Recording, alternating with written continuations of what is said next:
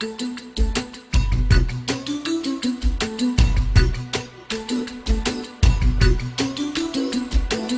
يلا بنظرة من العين الرحيمة تداوي كل ما فيه. فلما وصلوا إليها قالت: قد عرفت أن هذا ليس بملك وما لنا به طاقة.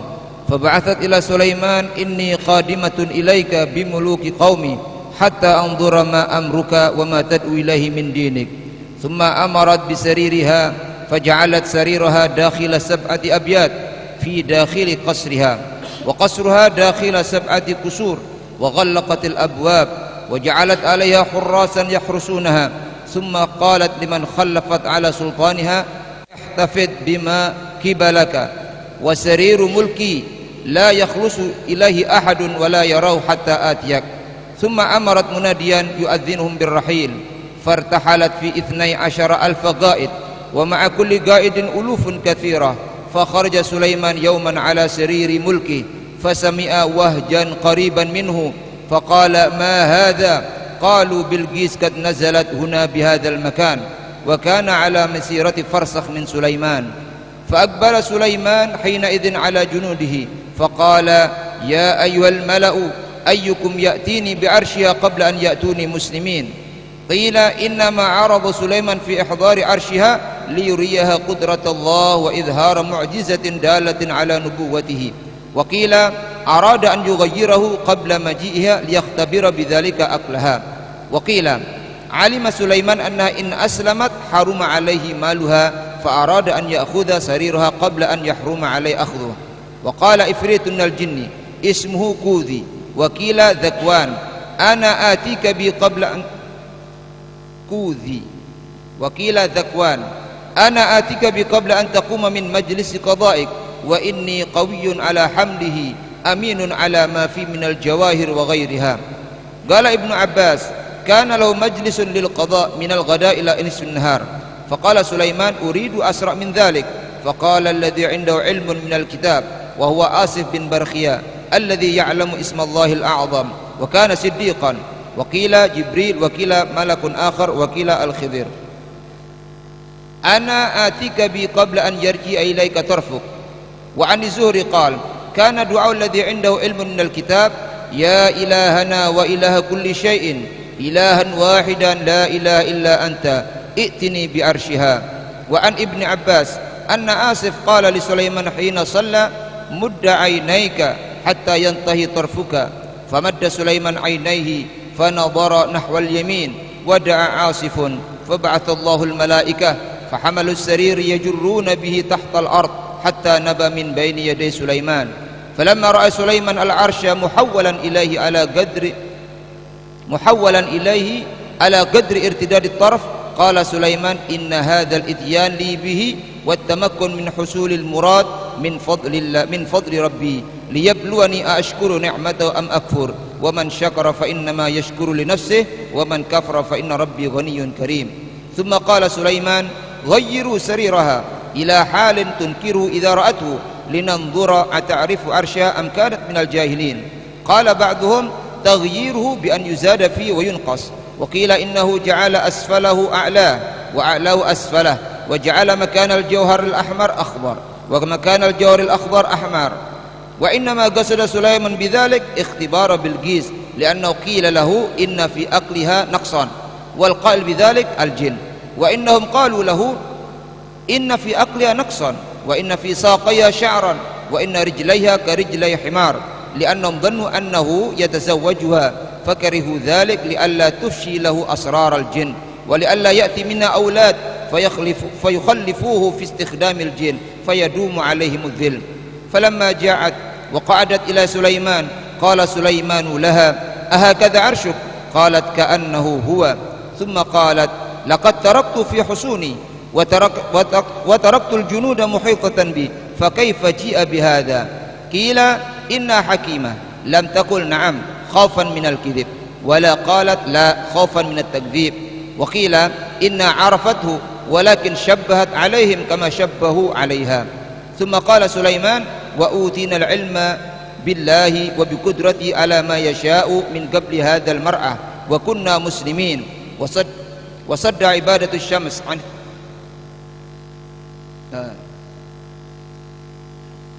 ثم قال سليمان وأوتينا العلم بالله وبقدرته على ما يشاء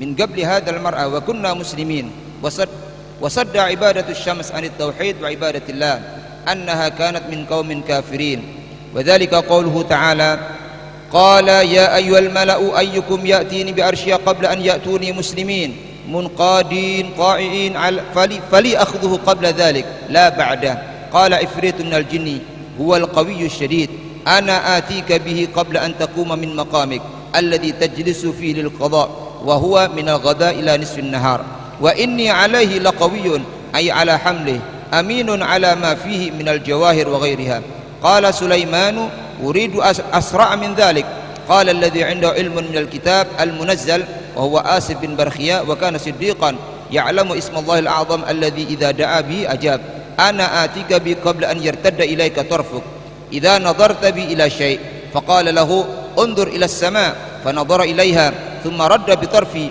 فوجده موضوعا بين يديه ففي نظر إلى السماء دعا عاصف بالاسم الأعظم أن يأتي الله به فحصل بأن جرى تحت الأرض حتى نبى تحت كرسي سليمان فلما رأى مستقرا أي ساكنا عنده قال هذا أي الاتيان لي به من فضل ربي ليبلوني ليختبرني أأشكر أم أكفر النعمة ومن شكر فإنما يشكر لنفسه أي لأجلها لأن ثواب شكره له ومن كفر النعمة فإن ربي غني عن شكري كريم بالإفضال على من يكفرها قال نكروا لها عرشها أي غيروا إلى حال تنكر إذا رأته ننظر أتهتدي إلى معرفته أم تكون من الذين لا يهتدون إلى معرفة ما يغير عليهم قصد بذلك اختبار عقلها لما قيل له إن في شيئا فغيروه بزيادة أو نقصان أو غير ذلك فلما جاءت قيل لها أهكذا عرشك أي أمثل هذا عرشك قالت كأنه هو أي فعرفته فشبهت عليهم كما شبهوا عليها إذ لم يقول أهذا عرشك ولو قيل هذا قالت نعم قال سليمان لما رأى لها معرفة وعلما وأوتينا العلم من قبلها وكنا مسلمين وصدها عن عبادة الله ما كانت تعبد من دون الله أي غيره إنها كانت من قوم كافرين.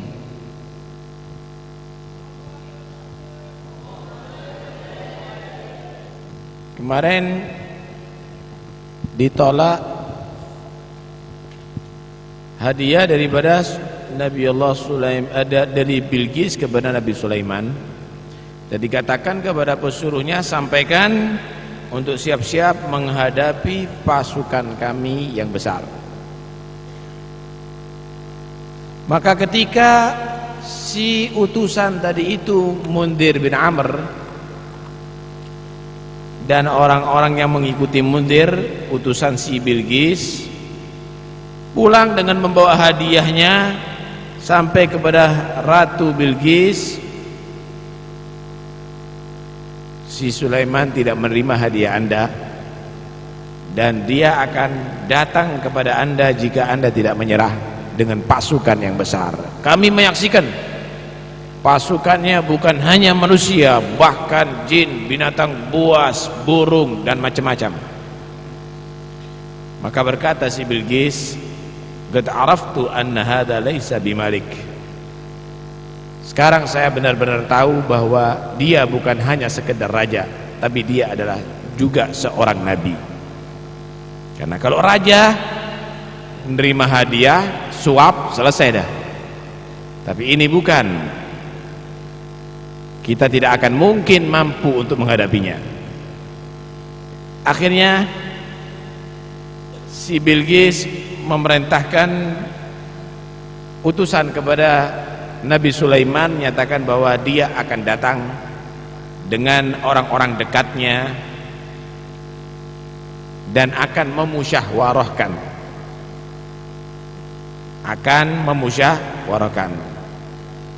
Jadi dia akan datang untuk damai, tidak perlu berhadapan, tapi dengan diplomasi aja. Gimana enaknya cari solusi. dan juga ingin mendengarkan ajakan Nabi Sulaiman daripada agama dan keyakinannya. Udah siap-siap si Bilqis tadi itu setelah merintahkan utusannya. Bilqis siap-siap dengan juga orang-orang dekatnya dan bala tentaranya juga tentunya. Kemarin diceritakan bahwa Bilqis itu mempunyai, Ratu Bilqis mempunyai arsy, serir, ranjang yang sangat besar, tinggi, dari emas, berhias dengan permata-permata yang sangat mahal, kan gitu. Kemudian ditaruh ada di satu bangunan yang kokoh yang berlapis 7 pintu, dan itu semuanya terjaga dengan rapi. Si Bilqis tadi itu karena dia mau keluar daripada istananya, maka memerintahkan untuk ditutup rapi, dijaga dengan pasukan elit, ditutup 7 pintu, per pintu ada penjaga masing-masing, dilarang ada satupun yang masuk. Dilarang ada satupun yang masuk.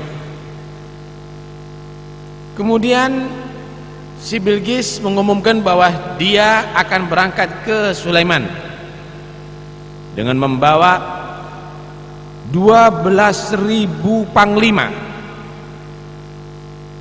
Setiap panglima dengan membawa ribuan pasukan. Berarti sangat besar ya. Menuju kepada Nabi Sulaiman. Nabi Sulaiman kemarin kan sudah dikasih tahu ya, dalam jarak beberapa mil Allah beri keistimewaan pada Nabi Sulaiman itu bisa mendengarkan suara itu dikirimkan dengan angin ke telinga beliau. Si Nabi Sulaiman sebelum sampai beberapa mil udah mengetahui suara apa ini, gemuruh banyak ini. Maka dikabarkan itu adalah suara Bilqis dan pasukannya, orang-orang dekatnya ingin menghadap kepada Anda. Maka si Bilqis, si Nabi Sulaiman langsung mengumpulkan orang-orangnya, pasukan-pasukannya, kumpul semuanya. Ya ayyuhal malau ayyukum ya'tini bi arsyiha qabla an ya'tuni muslimin.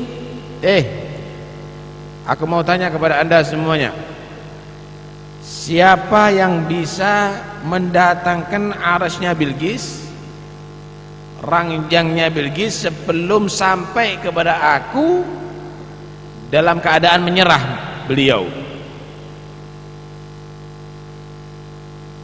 Nabi Sulaiman ingin sarir atau arsy-nya, singgasananya Bilqis itu didatangkan, ada di Baitul Maqdis saat itu, untuk supaya Bilqis mengetahui bagaimana kekuasaan Allah sekalipun dikunci, dijaga dengan pasukan elitnya, ternyata bisa diambil. Dan sebagai juga tanda atau mukjizat, tanda kenabian beliau yang ditampakkan kepada Bilqis sehingga mau menerima ajaran-ajaran beliau yang diambil daripada Tuhannya Allah Subhanahu wa ta'ala.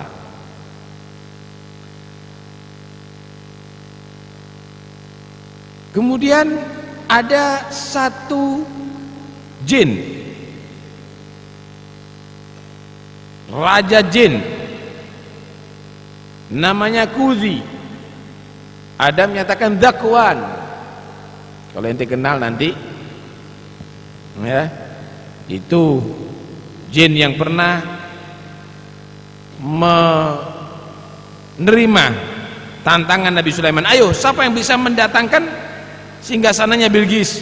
Si Kuzi ini atau si Dzakwan ini menyatakan, aku akan siap mendatangkan, ana atika bi qabla an taguma mimma gamik min majlisi ghadaik.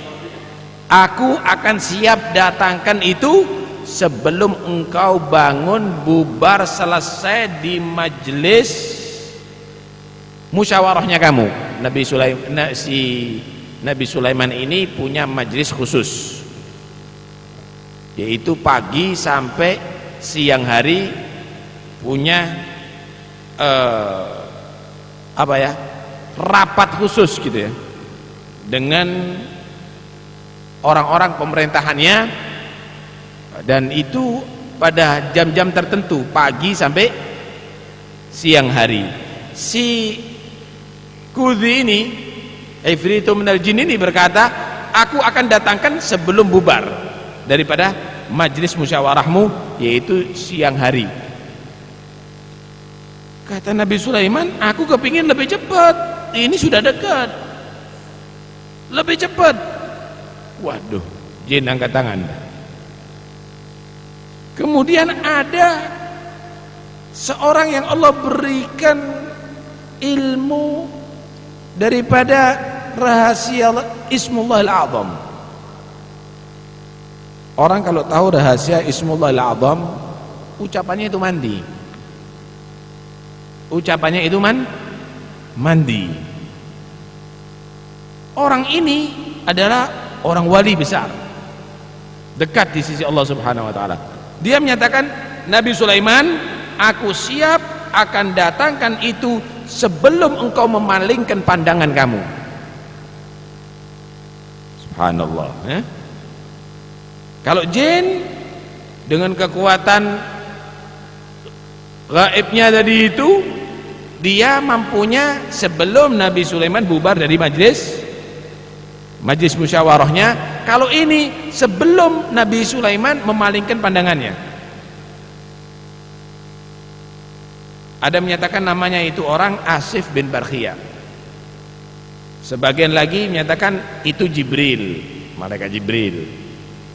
Sebagian lagi menyatakan itu adalah Khidir alaihissalam. Sebagian lagi menyatakan malaikat lain, bukan Khidir. Ana atika qabla an yartadda ilaika tarfu. Dalam riwayat diterangkan bahwa doa yang dibaca oleh orang yang hebat tadi itu, mengetahui rahasia Ismullah al-A'zam, yaitu ya ilahana wa ilaha kulli syai', ilahan wahida la ilaha illa anta i'tini bi'arsyiha. Ya ilahana, wahai Tuhan kami, dan Tuhan segala sesuatu, Tuhan yang esa, tidak ada Tuhan kecuali Engkau, datangkan kepada kami singgasana Balqis.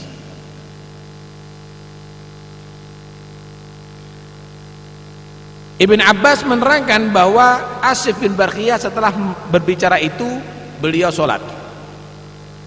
Setelah sholat berkata kepada Nabi Sulaiman, wahai Nabi, coba Anda lihat dengan dua mata Anda, pandangan Anda sejauh mungkin, sejauh mungkin. Maka Nabi Sulaiman melihat dengan sejauh mungkin. Kemudian setelah itu Nabi Sulaiman disuruh menoleh ke kanan, toleh ke kanan. Silakan Anda melihat kembali di muka. Ternyata singgasana Balqis sudah ada di muka beliau. Sebagian lagi menyatakan bahwa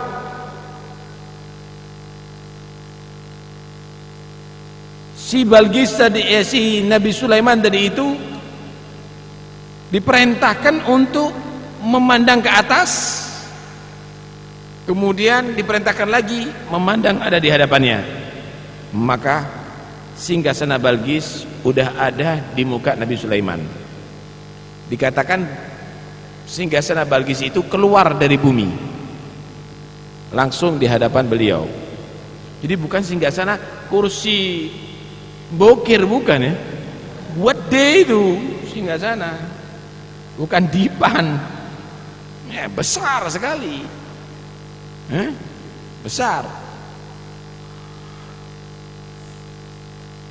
Ada riwayat bahwa itu dibawa oleh para malaikat Allah Subhanahu wa taala. Setelah berdoa, si orang soleh tadi itu dibawa para malaikat Allah Subhanahu wa taala.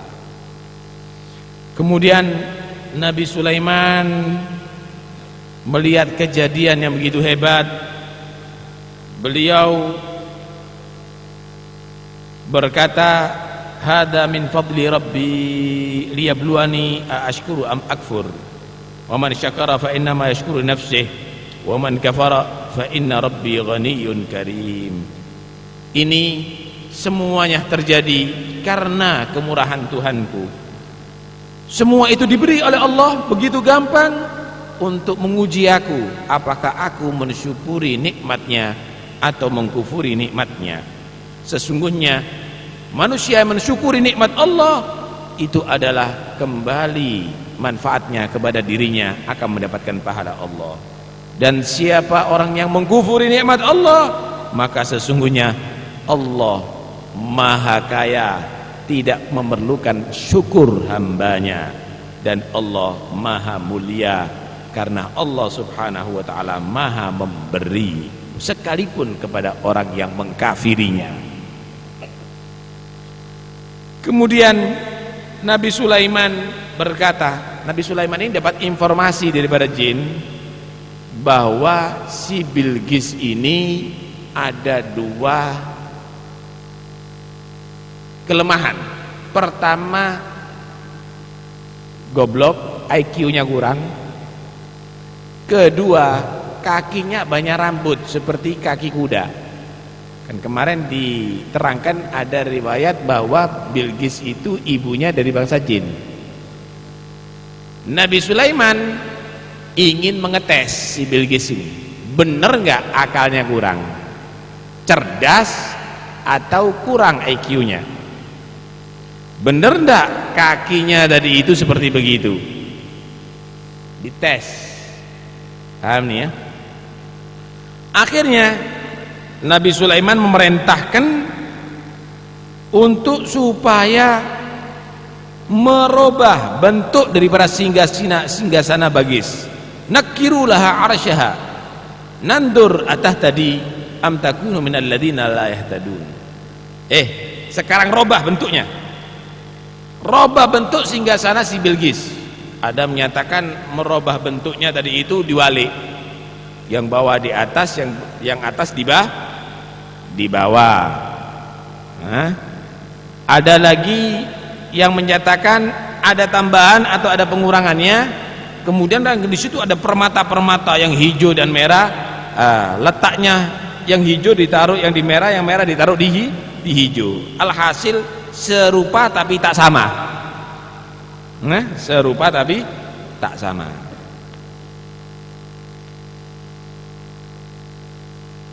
Kemudian Nabi Sulaiman menunggu mereka.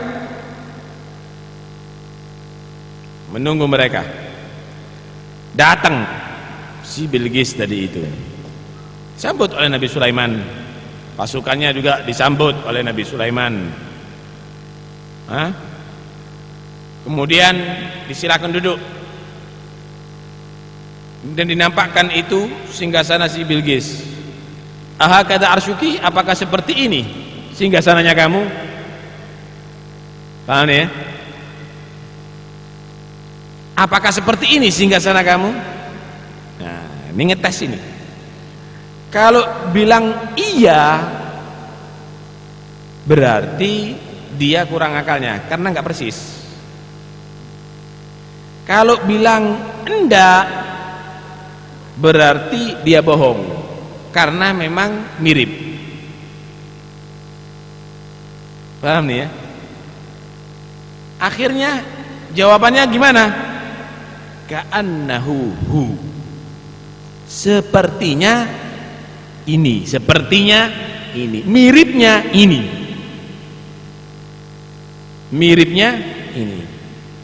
Kenapa? Karena dia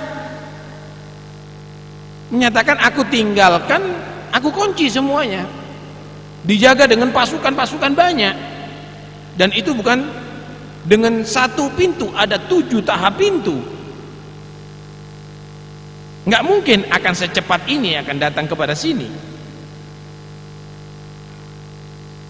Cuma nggak mungkin ada yang membuat seperti itu, gitu loh. Karena dia adalah pertama yang insinyurnya yang pertama dia yang membuat begitu. Maka di sini Nabi Sulaiman menilai ini bukan goblok ini pinter ini. Ada dua kemungkinan. Pertama, dia karena menghindari daripada ucapan bohong.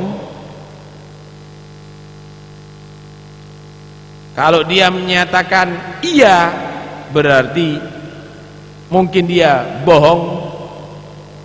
Kalau dia menyatakan iya, kalau dia menyatakan iya, berarti dia bohong.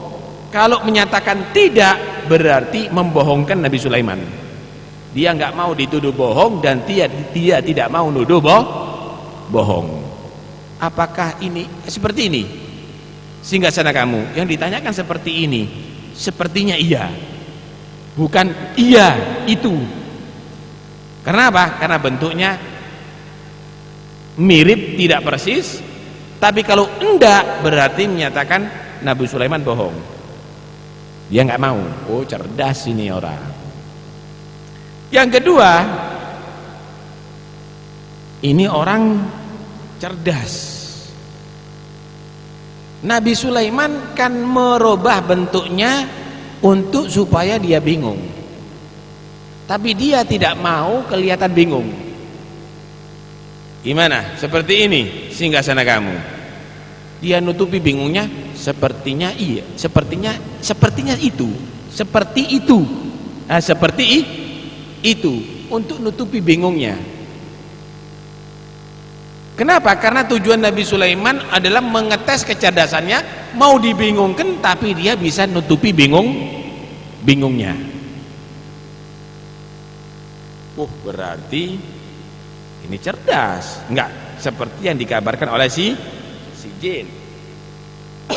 Tinggal tes yang kedua, kakinya gimana? Benarkah kakinya dia dari itu banyak berbulu dan kakinya itu mirip dengan kaki kuda? Maka insya Allah akan kita terangkan besok.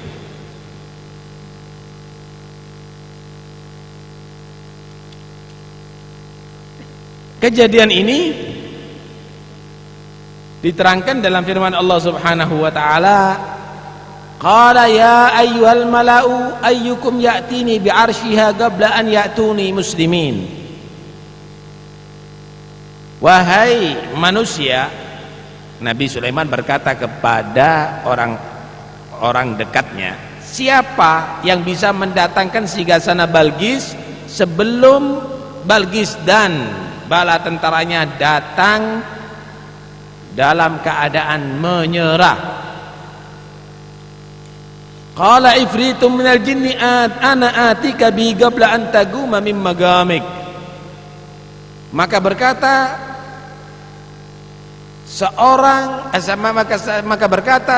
satu makhluk daripada jin yang sangat kuat, riwayat menyatakan kudhi atau dakwan, dia menyatakan aku siap mendatangkan singgasana Balqis kepadamu wahai Sulaiman sebelum engkau bangun daripada tempat bangunmu, artinya majelis musyawaratnya kamu ini sebelum tengah hari.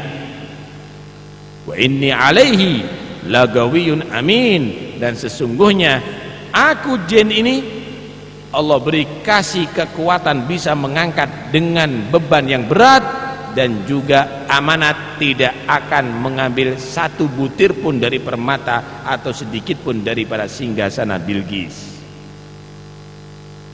Qala alladhi 'indahu 'ilmun minal kitab, maka berkata orang yang ia mempunyai ilmu daripada Alkitab yang Allah turunkan di saat itu, yaitu bernama Asif bin Barkhiyah.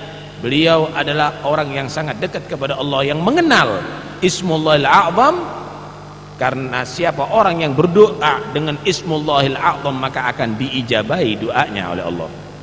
Ana atika bihi qabla an yartadda ilaika tarfuk, aku akan mendatangkan kepadamu dengan singgasana si Bilqis sebelum engkau memalingkan pandanganmu. Maka diperintahkan untuk melihat ke atas dan setelah itu diperintahkan untuk melihat di hadapannya singgasana Bilqis tadi itu ada di hadapan Nabi Sulaiman alaihissalam. Ada riwayat itu datang dari bumi, keluar dari bumi. Falamma ra'ahu mustaqirran 'indahu, maka ketika Nabi Sulaiman melihat singgasana Bilqis itu ada di hadapannya, qala hadza min fadli rabbi liyabluwani aashkuru am akfur. Maka berkata Nabi Sulaiman, inilah didatangkannya singgasana Bilqis dengan waktu yang sangat singkat itu adalah merupakan dari bagian kemurahan Allah, kekuasaan Allah, untuk aku diuji oleh Allah, apakah aku mensyukuri nikmat Allah atau aku mengkufuri nikmat Allah. Wa man syakara fa innama yashkuru nafsi, maka sesungguhnya orang yang mensyukuri nikmat Allah maka kembali manfaatnya kepada dirinya karena akan ia mendapatkan pahala. Wa man kafara fa inna rabbi ghaniyyun karim, dan barang siapa mengkufuri nikmat Allah maka sesungguhnya Allah maha kaya, tidak butuh daripada syukur hambanya, dan Allah karim, maha dermawan, sekalipun kafir masih tetap diberikan nikmat kepadanya. Qala nakiru laha arsyaha nandur atahtadi am takunu minal ladina la yahtadun. Maka Nabi Sulaiman berkata, coba kamu robah singgasananya si Bilqis ini, keadaannya kamu robah untuk kami menilai apakah bisa mengerti dan mengetahui si Bilqis tentang singgasananya atau dia tidak mengetahuinya, karena untuk dites tentang IQ-nya. Falamma ja'at qila ahakada arshuki, maka ketika datang si Bilqis ditanya, apakah seperti ini singgasana kamu? Qalat ka'annahu hu, ya, maka berkata sepertinya ini, sepertinya ini. Maka sebenarnya Bilqis mengetahuinya, tapi karena sudah dibingungkan dengan bentuk yang tidak sama, maka dia menutupi kebingungannya dengan mengatakan itu. Wa utina al-ilma min qabliha wa kunna muslimin wa saddaha ma kanat ta'budu min dunillah innaha kanat min qaumin kafirin. Dan sesungguhnya telah diberikan kepada kami ilmu, Nabi Sulaiman menyatakan ya, dari sebelum si Bilqis tadi itu, wa kunna muslimin, dan kami adalah orang-orang yang Islam. Dari cerita ini Anda bisa mengambil beberapa intisari atau faedah. Pertama, kekuasaan, kemampuan orang yang dekat kepada Allah itu akan melebihi daripada kemampuan jin. Karena itu, kalau ada manusia yang dia mengandalkan kekuatan atau kemampuan jin, sebenarnya dia adalah orang yang hina. Kenapa? Kalau dia mendekatkan diri kepada Allah dengan sebenarnya, Allah akan berikan kemampuan yang lebih daripada kemampuan jin. Paham nih? Anda lihat tadi, Ifritu minal jin, rajanya jin yang kuat, wa inni laqawiyyun amin, ternyata nggak mampu untuk mendatangkan singgasana si Bilqis. Ternyata orang biasa yang dekat kepada Allah mampu mendatangkannya. Dengan apa? Lewat doa. Dia bisa mendatangkan itu bukan dengan menggerakkan kuli-kuli, bukan menggerakkan dengan alat berat, tapi memohonkan dengan qudrat Allah, dengan kemampuan Allah subhanahu wa ta'ala. Terbukti. Nah itu eman ya. Kadang-kadang ngelakoni wirid kepingin ketemu jin. Itu apa? Coba kamu melakukan itu, pingin sampai kepada Allah, kepingin dekat kepada Allah, itu akan lebih bermanfaat. Yang kedua,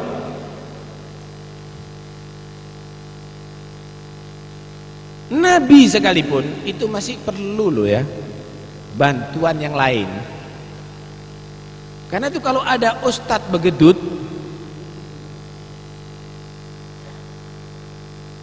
ada dai begedut, dia menyatakan tidak butuh, nggak perlu dengan yang lainnya, maka Anda ketahui Nabi Sulaiman raja di raja masih perlu bantuan. Siapa yang bisa mendatangkan singgasana Bilqis? Siapa yang bisa mendatangkan singgasana Bilqis? Jin menyatakan ini, kemudian orang biasa ternyata punya kemampuan dengan lewat doa tadi itu. Dan ini adalah satu bukti. Jangan jadi orang yang sombong.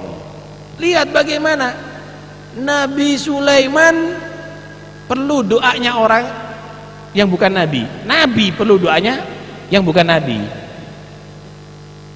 Ngatasi ustadz kan tidak perlu doa orang lain. Kenapa nggak minta doa yang lainnya? Jangan sombong jadi orang. Hah? Kalau Anda lihat bagaimana Sayyidina Ali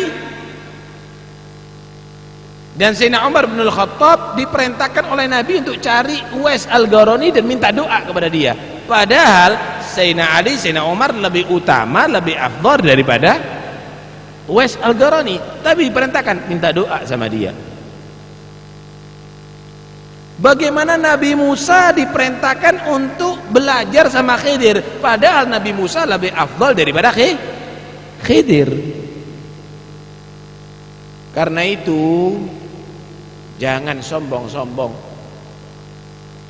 Belum tentu yang jadi ustadz lebih afdal daripada murid. Belum tentu yang ada di muka ini lebih utama daripada dengan yang ada di belakang. Belum tentu yang berbicara ini lebih utama daripada yang mendengarkan. Faham nih ya? Gak usah Anda tadi itu ya jatuh martabat anak sebagai ustadz. Masa minta doa sama murid? Lah, jatuh martabatnya. Hati ya. Dari cerita ini juga segala sesuatu perlu diuji. Jangan kamu percaya dengan penampilan. Ingat baik-baik. Uji. Jangan langsung kamu percaya dengan kabar, informasi. Mungkin fitnah. Nabi Sulaiman ketika mendapatkan si Bilqis itu goblok, diuji, bener nggak? Nggak langsung percaya. Udah, jangan ya, goblok. Jarine wong-wong goblok. Nggak begitu, orang kalau pandai itu diuji. Kakinya begini diuji. Uji orang tadi itu. Jangan nanti kalau ada orang menyatakan penampilannya seperti Habib Taufik, wah pakai serban, pakai jubah, insya Allah itu Habib Taufik orang yang soleh. Kan uji tapi sana. Kalau 1 juta mungkin soleh saya. Saya miliar, rodo tidak soleh loh. Hati-hati. Jangan-jangan nanti kalau sudah 1 miliar, nolak, ya apa caranya halal ya? Belum tentu saudara, belum tentu. Karena itu perlu diuji, apalagi di akhir zaman. Perlu diuji, khususnya urusan keagamaan, khususnya urusan akhlak. Nggak bisa langsung dipercaya.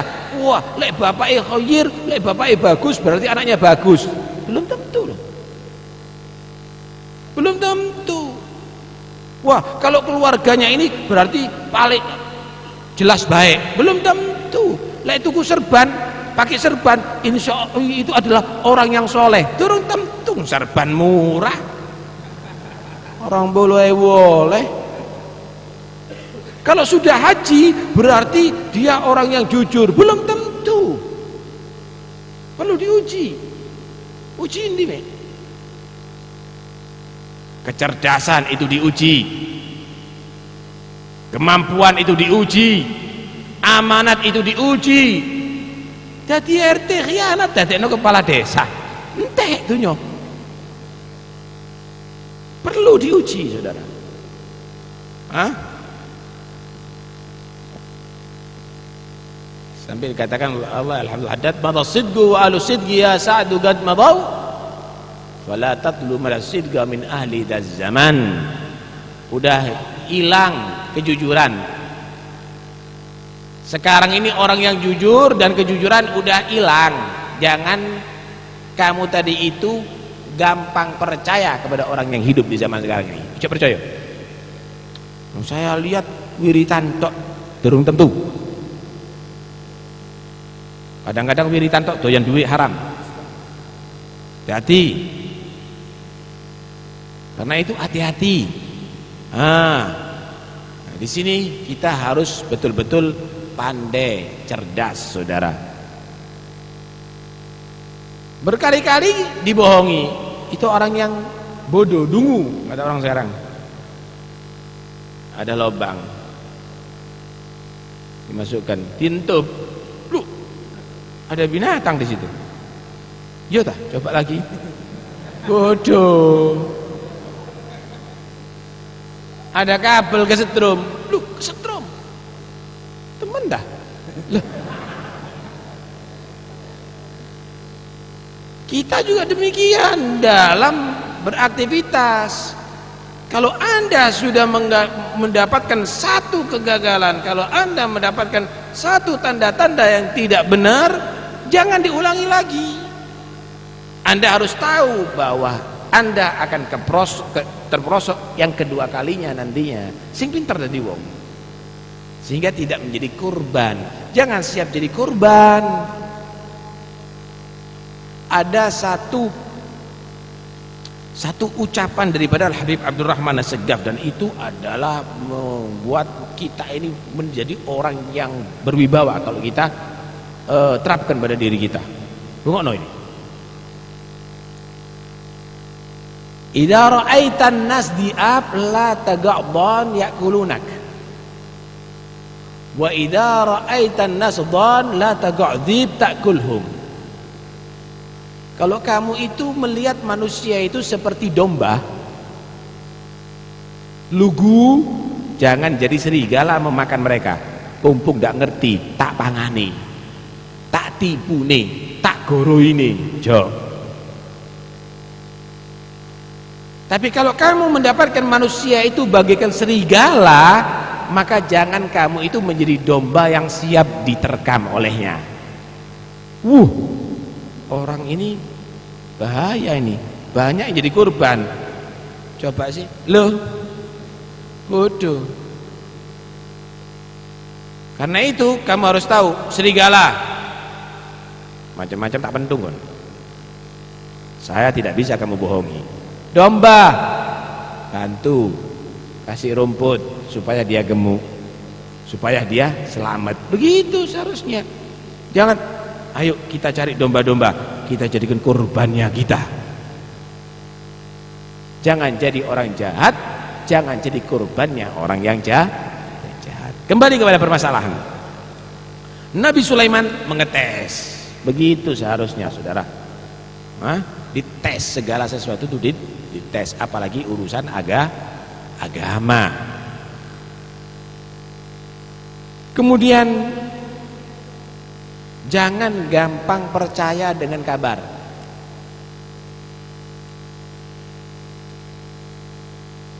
Karena orang yang langsung memutuskan hanya sekedar dari informasi itu sudah pembohong.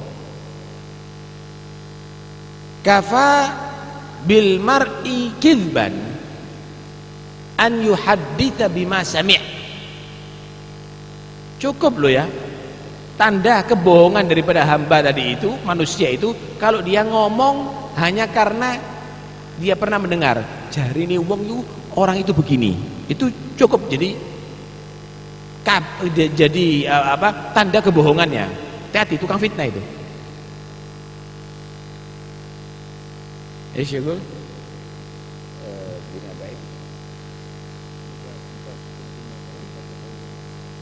In ja'akum fasiqun binaba'in fatabayyanu an tusibu qauman bijahalatin fatusbihu ala ma fa'altum nadimin. Kalau ada orang datang kepada kamu membawa kabar, cek dulu ya, jangan langsung diterima, dicek. Jangan nanti akhirnya kamu memutuskan sesuatu maka akan merugikan orang, menindas orang dengan dasar kebodohan, nggak ada bukti. Akhirnya kamu menyesal nantinya. Ojo, maling, padahal niat nolong. Tepak tepok. Mari ngono, ternyata enggak jadi. Loh jangan yang menyatakan maling itu adalah raja maling. Karena itu fatabayyanu an tusibu qauman bijahalah fatusbihu ala ma fa'altum nadimin. Nah, karena itu hadirin sekalian rahmatullah Allah, cerita-cerita seperti begini sebenarnya akan membuat kita menjadi orang yang sangat cerdas ya. Terakhir, tadi diceritakan dalam Al-Quran Nabi Sulaiman, tapi juga diceritakan yang bukan Nabi ya. Rajulun indahu ilmun minal kitab, orang biasa yang diberi ilmu oleh Allah minal kitab. Ada dua hal di sini. Pertama, orang biasa yang punya ilmu disebut dalam Al-Quran, dan itu bukan hanya kejadian ini, disebutkan juga di dalam Al-Quran Ashabul Kahfi. Bukan Nabi mereka, ceritanya panjang. Disebutkan juga Imran, sampai menjadi judul surat Al-Imran. Disebutkan juga nasihatnya Luqmanul Hakim, bukan Nabi. Disebutkan dalam Al-Quran bagaimana orang-orang yang diberi ilmu oleh Allah. Karena itu menceritakan orang yang diberi ilmu oleh Allah itu adalah ajaran Islam. Quran menceritakan dong. Lah kalau ada misalnya mengumpulkan orang, diadakan hall, diceritakan orang yang punya ilmu, ojo diwara bid'ah. Itu ajaran Islam yang diceritakan orang yang diberi ilmu. Bid'ah, masuk neraka. Di Al-Quran itu banyak cerita-cerita begitu. Ini yang pertama ya. Yang kedua, derajatnya ilmu. Ilmu ini saudara hebat. Orang kalau dengan ilmu, asal ilmunya manfaat ya, diangkat derajatnya. Malaikat pun diperintahkan untuk hormat ya. Malaikat itu ibadahnya lebih dulu daripada Nabi Adam, jauh lebih dulu, lebih banyak. Nabi Adam diciptakan oleh Allah, dikasih ilmu. Wa 'allama Adamal asma'a kullaha. Itu ilmu yang diberikan oleh Allah kepada Nabi Adam, ilmu lugha, al-asma'a kullaha. Cempluk, bahasa Jawa ya apa, bahasa Inggrisnya apa, bahasa Belandanya apa, bahasa itu ilmu bahasa. Kopiah yang ada maupun yang bakal ada, Nabi Adam itu kasih ilmu semuanya. Tanpa kursus, langsung dikasih ilmu sama Allah. Tidak pakai universitas ahli bahasa, karena belum ada manusia saat itu kecuali Nabi Adam. Dikasih ilmu oleh Allah. Wa 'allama Adamal asma'a kullaha. Loh, dengan ilmu lugha, dengan ilmu bahasa saja malaikat diperintahkan sujud hormat kepada Nabi Adam. Apalagi kalau ilmunya yang diajarkan oleh Nabi Muhammad dikuasai. Ilmu ahkam, ilmu Quran, ilmu hadis dikuasai, maka jangan kaget kalau Allah mengangkat derajatnya di sisinya. Kenapa? Karena manusia jika dilengkapi dengan ilmu yang manfaat, dia diangkat derajatnya oleh Allah. Bukan hanya manusia biasa disuruh hormat, malaikat diperintahkan hormat. Malaikat diperintahkan hormat. Nah, inilah yang perlu kita catat. Karena itu ayo kita lengkapi diri kita dengan ilmu yang bermanfaat. Ilmu yang bermanfaat yang membuat Anda zuhud daripada dunia, semangat ibadah kepada Allah Subhanahu wa taala. Ilmu yang bermanfaat, ilmu yang bisa mencegah Anda daripada maksiat kepada Allah Subhanahu